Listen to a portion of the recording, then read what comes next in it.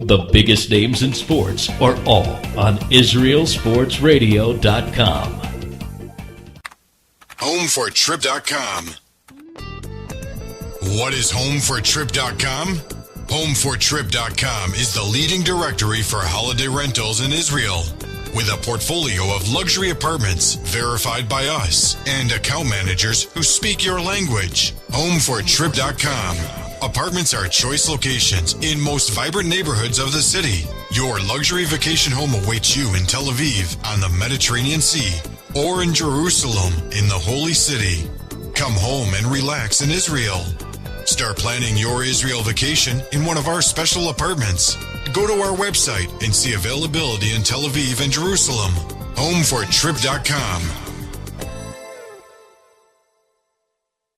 Welcome, Brian Jordan. How you doing? I'm doing good. How you guys doing? We're doing great, Good, Brian. Thanks good. for coming on. So, it's always odd. We're going to jump right into the Braves. It's odd when you have this Major League Baseball schedule where 3 teams play on the first day and the Braves Giants on the second day. Does that get them a little more relaxed coming into this? Well, I really hope so. I mean, especially after the dramatic finish there on Sunday. Hopefully they get a chance to watch a little playoff baseball first, kind of just relax and see what guys go through on that first day, and hopefully learn something from it. So I'm excited for their chances versus San Francisco in the first round. So hopefully the Cinderella story can continue. Right. Well, sure, because, you work for the Braves, so obviously it continues next week. You have more work, so that's obviously a good thing. Brian, I want to switch gears for a bit. Along with Bo Jackson, Deion Sanders, you're one of the few people that have played professional football and professional baseball. Though with the football career obviously not as long, so did you make a conscious decision that said, hey, I want to just focus on my baseball? By the way, don't get me wrong, good move. Okay? I'm not criticizing it, but was that the thinking, hey, I want to focus all my attention and effort on Major League Baseball? Well, guys, to be honest, football was my favorite sport. But you're right. After 3 years in the NFL and just playing minor league baseball during that time, I wanted to give baseball a true shot and see how it feels to play a full season of baseball. I remember I used to call baseball players wimps. And then I played my first 162 games, and it was like a whole different respect for baseball players because it was a mental draining season, believe me. So let me ask you, first of all, I want to tell you, obviously we're broadcasting from Israel. You're from the Baltimore area. There's a decent Jewish population in Baltimore. I've told so many people that you're going to be on tonight, and everyone's like, oh, he's a Maryland guy. He's a Baltimore guy. So you have lots of fans around here, that's for sure. So I want to make sure those Baltimore guys know that I remember to mention that to you.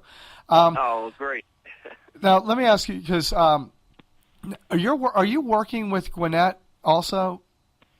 Yes, I'm the analyst for the Gwinnett Braves for CSS. So my partner Mike Morgan and I, we usually call about 25 Gwinnett Braves games. Right, and of course, the Gwinnett Braves were stolen from Richmond, where I'm from. I'm just kidding. We're now the Richmond Flying Squirrels, I believe, the AA team of the San Francisco Giants, ironically, right? So that's right. It all kind of comes full circle. Look, going out, you're watching the games this weekend. You figure Saturday, you've got Bobby Cox Day.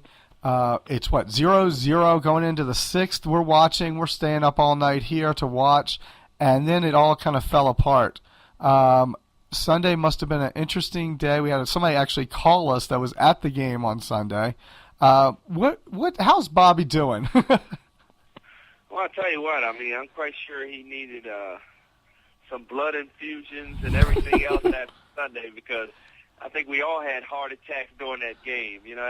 After having a big lead going into the 8th inning, and the Phillies, who just had a phenomenal lineup, they started working their way back, and the game got to 8-7. And I tell you what, I had to do the post-game show, and going in 8-4, I'm sitting there smiling, saying it's going to be a great post-game show. But before you know it, I'm sitting there like, please don't let this be a sad night. Right. And thank goodness Billy Wagner, like I said, it's just a Cinderella story. His last regular season game of his career, because he's going to retire at the end of the year, he out the side. So what a perfect ending and a triumphal ending for Bobby Cox. Now, when it's all said and done, how is Bobby Cox going to be remembered as a manager? Well, you know what? Probably one of the best managers to ever manage the game. And this year probably was his best year as a manager because all the injuries and all the different players that came from minor leagues. I mean, he almost had to make a different lineup every single night out there. So this clearly has to be his best season manager. And even after winning the 95 World Championship, as far as challenging, this year had to, be the one. And to make it to the playoffs, really, I mean, you never know what's going to happen. I always say that. When you make it to the playoffs, it's a whole new season. But it would be awesome if he could go out on top. Now, speaking of the playoffs, you certainly have had your share of time in the playoffs. Got to play in the World Series against the Yankees. So talk about that, as fans. Try to convey what the moment's like, the feelings like to be center stage. The whole world is watching you play baseball. I'll tell you what, it was fantastic, just to get to that point. This is what you play for. This is what you go to spring training for, to make it to the World Championship. And just to get there, it would have been even better to win it. But it's so hard. It takes so much energy to get to that World Series, get to that top level. It's a memory that I will never, ever forget. Of course, I would have loved to not get swept by the Yankees. But just to make it, though, and play in that type of environment where the world is watching, it was magnificent. Now, let me ask you, it's going to be an odd transition, I know. But first of all, did you play for Ronnie Atkins at Richmond? I sure did, Ronnie.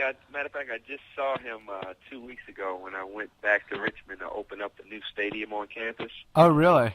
And, and I saw Ronnie Atkins then, and he still looks the same, and he's doing well. He coached at Tucker High School, where I went to high school. So. Oh, really? You went to Tucker? Okay, yeah. good. So. And of course now you've kind of transitioned. You're not only doing sport, you're doing children's books, overcoming the fear of the baseball. A lot of people would think that's kind of humorous coming from a 15-year major leaguer and a guy who's taken some hits and put on some hits in the NFL. So what message are you trying to convey? Well, I just try to inspire and motivate young kids, and with the overcoming fear of the baseball, it's about me when I got hit in the face as a child with the baseball, how I was so afraid to get back in there and try again. And so many toddlers play the T-ball game, and they get hit with a baseball, and they never want to play again. And just imagine if I would have never went back and tried again.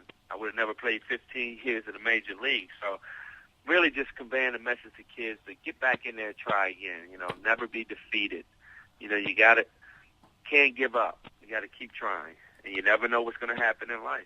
It's true. Well said. I love that message. And speaking of another great message, you're obviously having a charity event for your Celebrity Golf Classic for the Brian Jordan Foundation. Talk a little bit about that and how people can contact and be part of that great event. Well, November 15th, I'm having a charity golf event to raise money for the foundation and also to raise money for the Renegade baseball program. My foundation is about giving back to underprivileged kids, providing scholarships. So we have literacy programs through, of course, my children's books, but just the importance of reading and education and health and fitness, which is such a huge problem in the young community. Obesity is such a problem, as we see Michelle Obama really fighting to make a change. That's what my foundation is all about. And you can go to my website, BrianJordanFoundation.com, to learn more about the golf tournament and about the foundation. That's great. And